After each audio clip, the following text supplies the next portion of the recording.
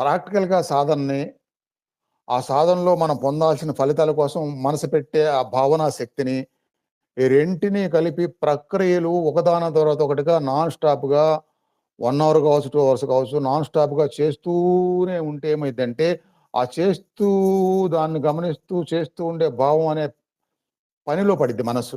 మనసు పనిలో పడిద్ది. శరీరం కూడా వాటిని పొందటానికి శరీరం ఆ పనిలో పడిద్ది. వాటిని పొందటానికి ఎలా ఫీల్ అవ్వాలి?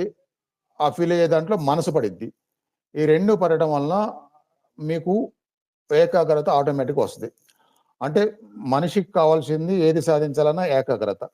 ఆ ఏకాగ్రత మీకు ఇక మొదటిసారి చేస్తున్నప్పుడు ఆ చేస్తే వచ్చే ఫలితం మీరు పొందకపోయినా ఏకాగ్రత మాత్రం వస్తది. ఏకాగ్రత ప్రయత్నం అక్కడ ఉంటది కాబట్టి ఏకాగ్రత సాధన కిందకి కూడా వస్తదనమాట అది. అంటే ఫిజికల్ ఇలా చేయాలి, దానికోసం మళ్ళీ శ్వాస ఎలా చేయాలి